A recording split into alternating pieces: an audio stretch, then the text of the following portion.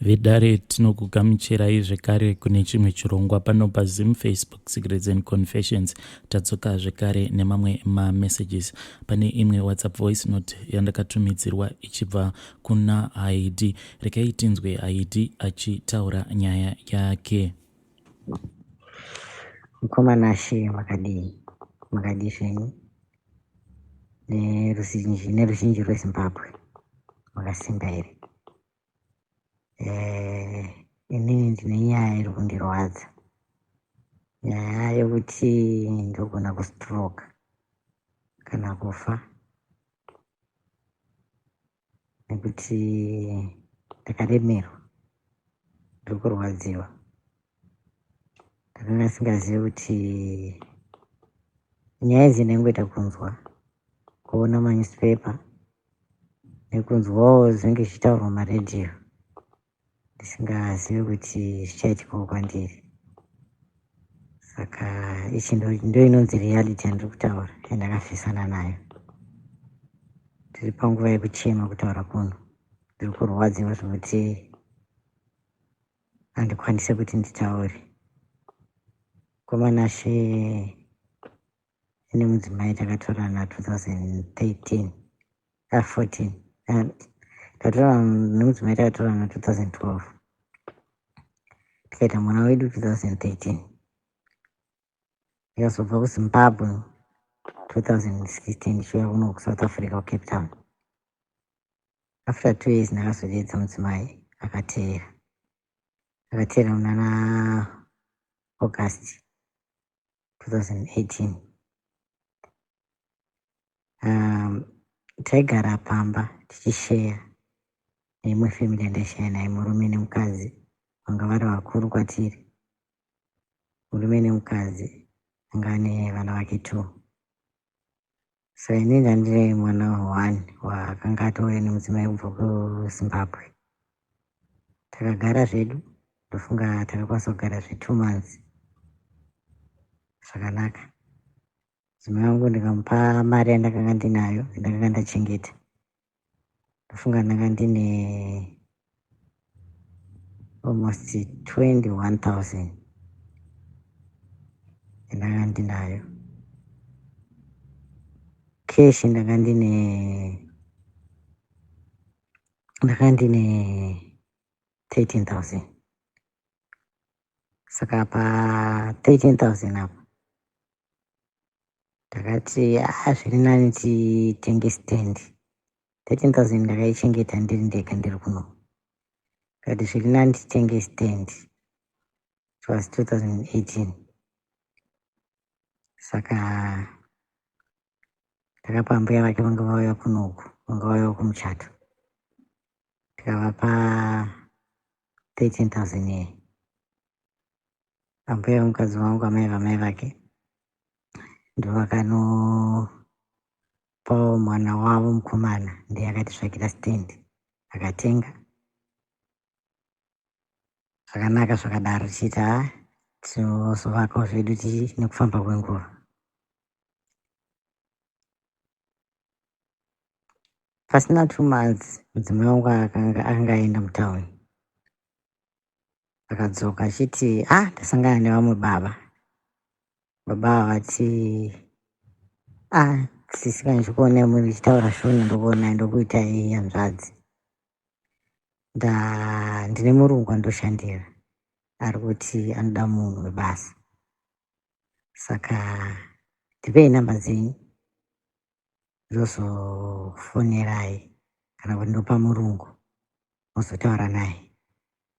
Mudzimai wangu akauya achitaura hindu dzenyaya iyo, ndikangoti mudzimai kuvimbika. Asi ndakamuti nyaya dzekuti mukafamba mupa varume nhamba hadzina kunaka.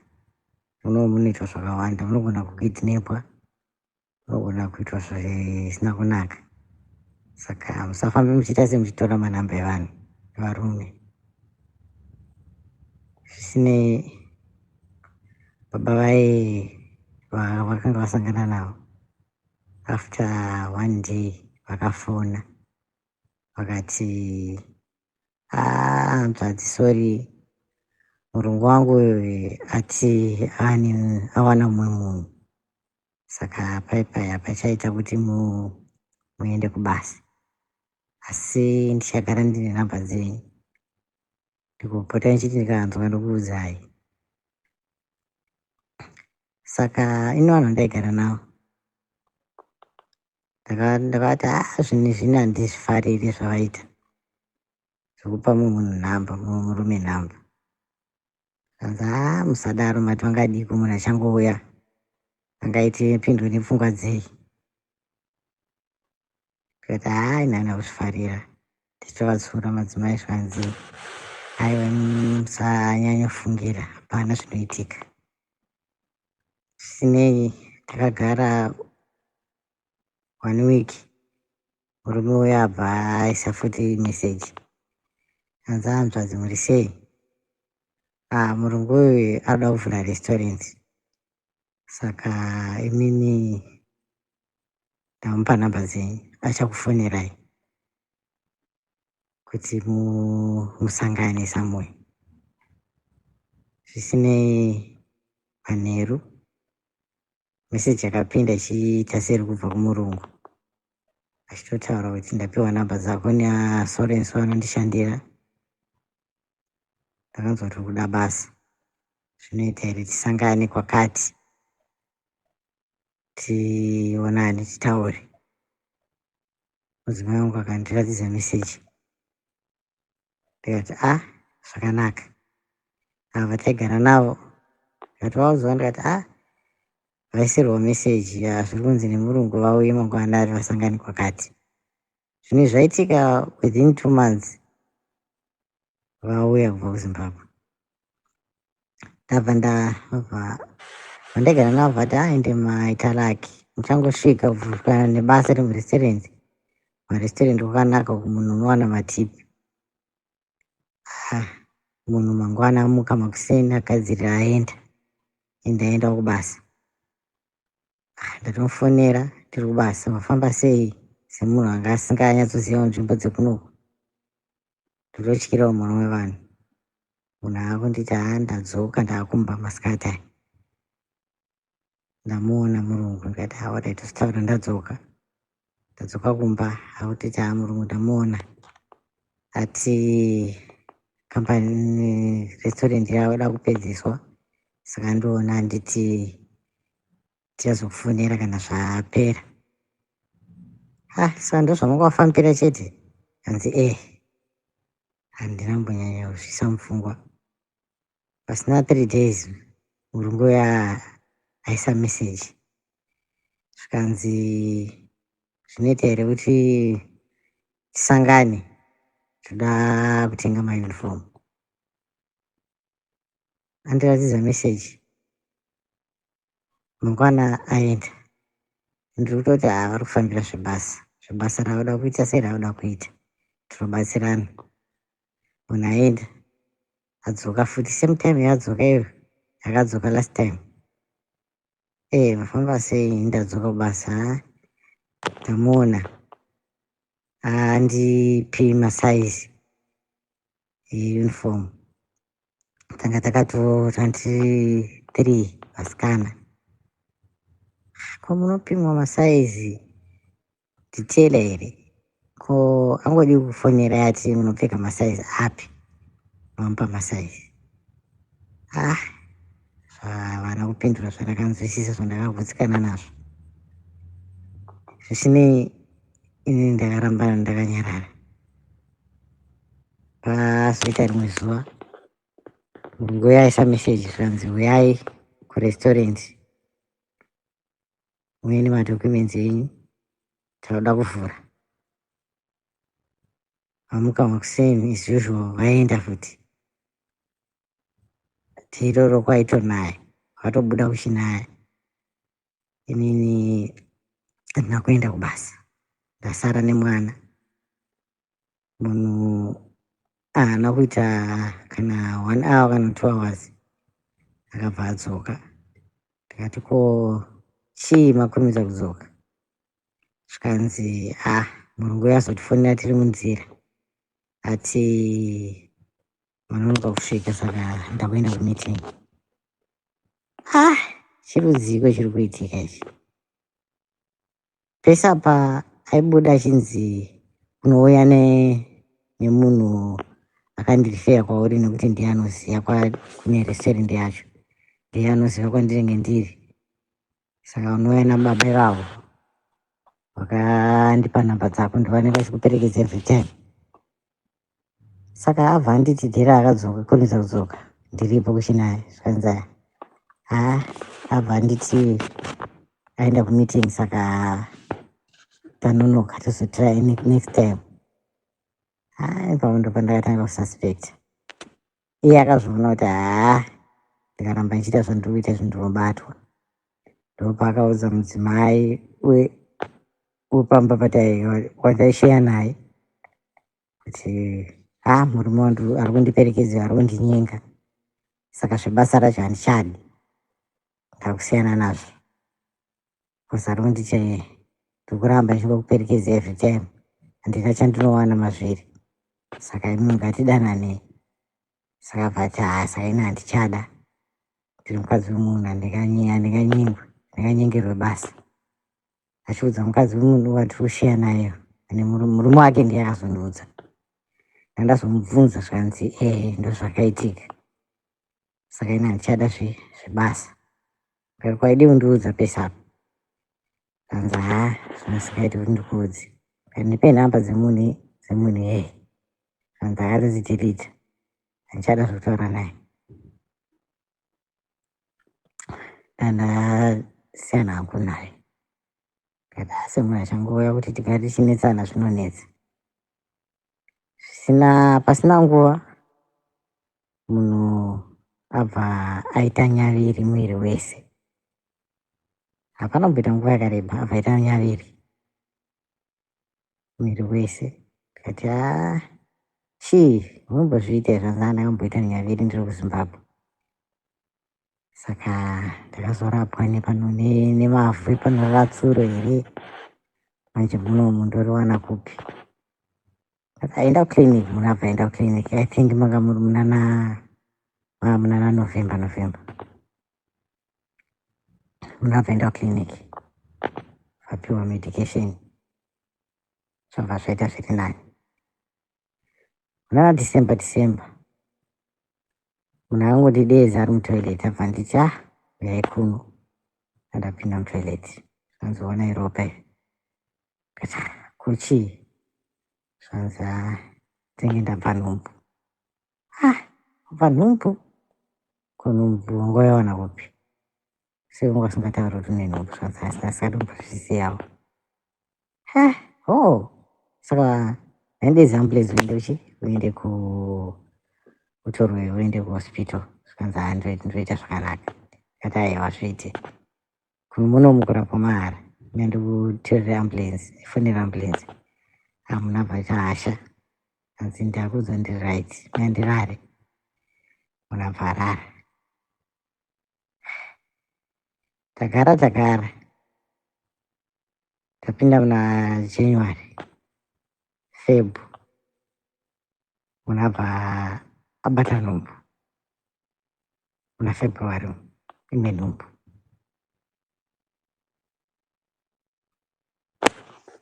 Nhumbu muna yaane 6 months. Munhu aita se? Abva afunga kunonyoresa. Abva aenda kunonyoresa. Nhumbu iri pa6 months kai. Abva aenda kunonyoresa. Dhera akadzoka kunonyoresa. Nhumbu akanditi ndoda kutaura nemi. Kati kwakanaka here? Hanzi kuri right. Ndiri kutofara zvangu ndabva kubasa. Abva nditi nhai makapedzera kutestwa rini? Kati kutestwa chii? Zvikanzi kutestwa HIV. Ine handina mbotestwa. Kati nditongori right. Chokwadi ndaiziva kuti handina musikanzwa wandakaita sewandakamboita. Ndiri kuona ndaenda kunonyoresa. But ndanzi ndini HIV positive. Komana She ndakaona rima ndikatanga kudikitira, ndikatanga kunamata, ndikati Mwari ndatadzei. Munhu aindiudza manheru aya, Mwari ndatadzei. Ndakabva ndaita kunge ndarasika njere, ndakatadza kuzvikondora zvechokwadi. Ndikaudza baba vataigara navo, ndikavati ndozvaitika. Vakandikomfota. Ndandafonera murungu ndikati mangwana handizokwanisa kuuya. Ndandaenda kunotestwa, ndandabarwa ndine HIV positive. Ndandambofunga kusiyana navo. Saka ndakanobvunza kuclinic kuti oraiti munhu akatestwa rini kuti ari HIV positive. Ndazvanzi munhu akatestwa last year musi wakati.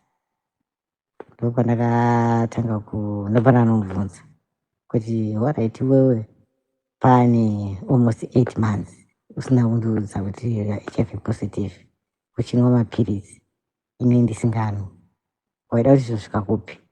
Ende uri kunyepa uchiti maresults waudzwa wasiziya nhasi, wasiya nezuro pawakanonyoresa nhumbu. Iwo wakatestwa kudhara. Chii chauri kuedza kuda kufara? Munhu abva ati ndasingazvibhilivhi, ndanjimboramba ndichinotestwa ndichida kuona kuti chokwadi here. Ndikati aiwa, taurai chokwadi. Munhu akatsika. Zvisinei, Mukomana She ndakambonogara ndega. Nhumbu yaanga naye mwana yakakura ikasvika pakuzvarwa. Akandibira mari inoita inosvika from 21,000, mari yakasvika mu7,000. Kati kumwe mari yese yakaenda kupi? Zvikanzi mimi ndakatenga preparation. Ndoko ndakatora kadhi rangu ndobva ndanogara ndega. Ndakazodzokerana naye aane mwana, Tera akazvara mwana, ndobva ndakadzoka ndatanga kugara naye tisi. Mukomana She pandakatanga kuzogara naye, takati abva pamba pataimbogara kare pai taakugara pamba panyowani. Vaya vataigara navo vanga vogarawo kwavo. Pamba panyowani apa panga pane mumwe mukadzi waanga akutamba naye anga asina murume. Mukomana She mudzimai wangu akabva atanga kumwa doro, akanga akuita zvisezvese ndichigara naye. Vanhu vachinditi sinodi kuutsora mukadzi wenyu kuti asamwe doro, asati ambe nemunhu asina murume. Asi akanga asingazvinzwisisi mukadzi wangu, anenge angatopanduka. Saka Mukomana She mudzimai wangu akazosvika pakuita imwe nhumbu futi yechi2, tongoti yechi2 ari muno muSouth Africa, kana kuti tongoti ndeyechitatu pane imwe yeye akabva yeye. Abvaita nhumbu, abva azosvara mwana mukomana, asi ane nhumbu kudaro. Inini ndakambodzokera kuZimbabwe. Ndichidzoka kubva kuZimbabwe, ndakapana baba vakangodhakwa pamba pataigara, vabva atanga kupopota kuti vakadzi imimi vari pano, hwana asina murume nehwana ane nhumbu, zvamuri kuita tiri kuzviona. Ende uyo ane nhumbu anonyepera murume wake kuti nhumbu ndeyake, asi toziva muridzi wenhumbu. Pakataurwa mashoko akawandisa. Ndikati tichabata chokwadi. Ndabva ndamubvunza inini. Zvikanzi pawakaenda kuZimbabwe pandasara pachiitika zvinhu zvakawanda panapa. Zvisinei, Mukomana She mudzimai wangu ndakamubvunza akaramba. Ndikamubvunza akati wakundishungurudza. Ndopakangomuka akachaja akachinja. Zvikanzi ndakunogara ndega. Ndopakabuda akapfeka zvinhu akabuda akaenda kanogara ega. Ndikatanga from zero kutenga zvinhu. Aona kuti ndatenga zvinhu akunditi ndatane vana toka. iya nenhumbu, abuda nenhumbu. Abva ndipa vana vangana vana. One watakaita muno neone angabva kuZimbabwe. WekuZimbabwe anga akura achienda kuchikoro. Uyo anga achiri mudiki zvakanga nezvima3 years. Saka ndaiti ndichienda kubasa ndaigezesa uyo aienda kuchikoro neaenda ndogadzira chikafu cheuyu chimusiya kukireshi. Nekuti uyo anga ane nhumbu achigara kwake, aiti handizvikwanisi izvozvo.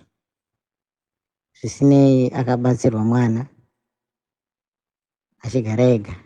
Anga ana sisi vanga anavo vemuno, vana sisi vake, vana maiguru vake, ndo vaiti hanzi vari kupota vachindibatsira. Ndisingazivi kuti ichokwadi here kuti ndo vaimubatsira, asi anenge anga ane boyfriend yanga anayo. Saka akazoti mwana ati kurei, ane zvekuma 3 months 4 months, ndopaakati ndafunga kuenda kuZimbabwe. Ndo paakatakura zvinhu zvake nevana, ndakabva ndamupa vatransfer mwana wechikoro, vatakura vana bvaenda navo kuZimbabwe. Achisvika kuZimbabwe haana kuita 2 months ba, akabva atotanga kugara nemumwe murume. Ndo pavakatanga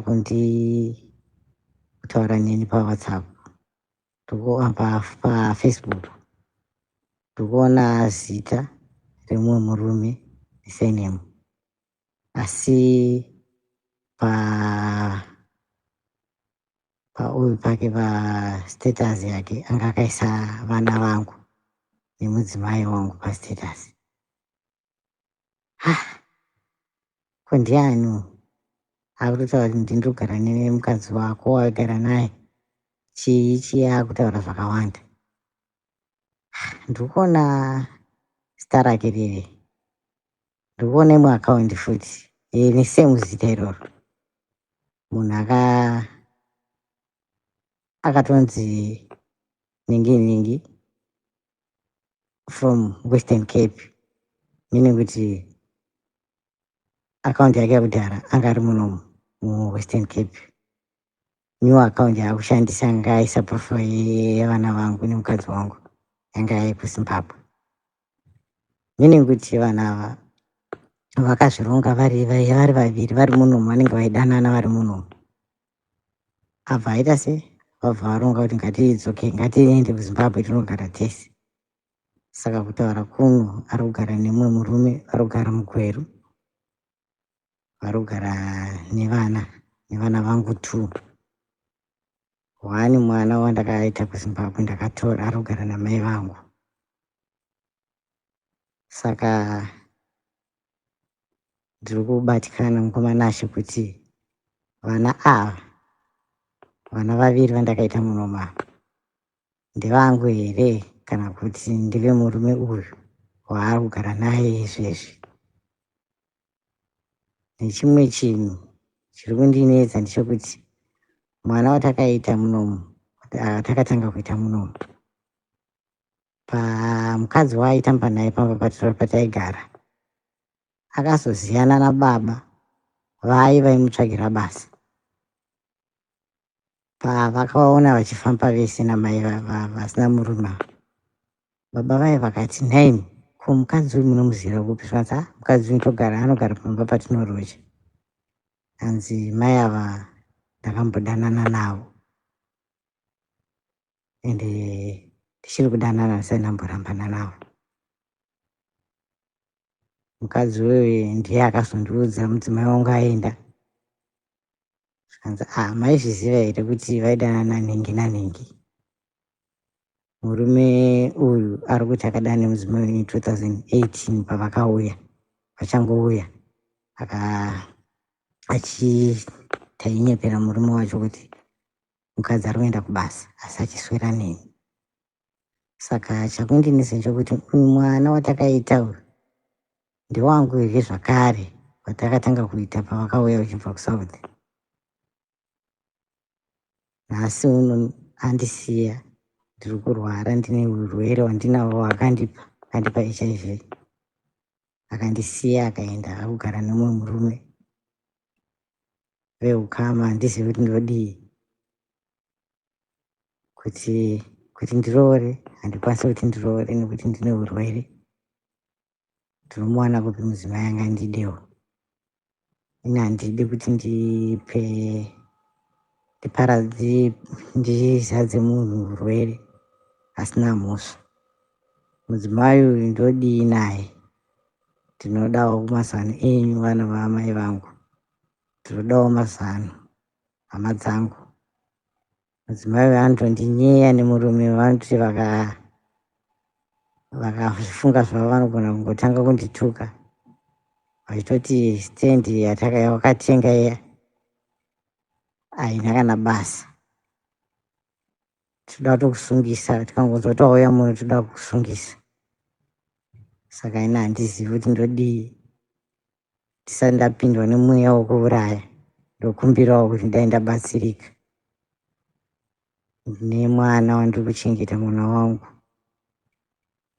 Ndiye mwana wangu unorwadza kuti ndingapare mhaka ndikamusiya achitambura.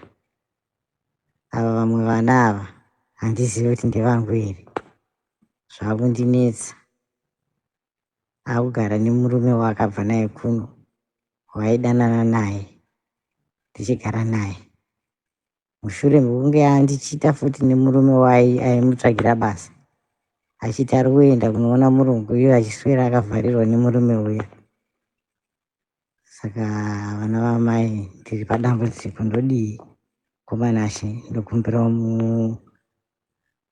mundirige, mupewo makazini andibatsirewo nemaadvice. Ndatenda. Vedare ndo message yandakatumidzirwa ichibva kuna mukoma vedu. Hei, zvakangooma hazvo vedu we. Please ngativabatsirewo mucomment section. Kana kuri kunzi munenge muinewo nyaya dzenyu dzamunenge muchida kuti munge muchishare with the rest of Zimbabwe, please uyaiwo kuinbox kwangu, because paya paunenge uchishare unokwanisa kutowanawo maadvices. So do not hesitate, munokwanisa kuya kuinbox kwangu paWhatsApp kana kuti kuFacebook. Vedare ngatibatsireiwo mukoma vedu ava mucomment section. Asi hii zvinorwadza hazvo vedu we. Ngatisanganei zvekare mune zvimwe zvirongwa zvinotevera.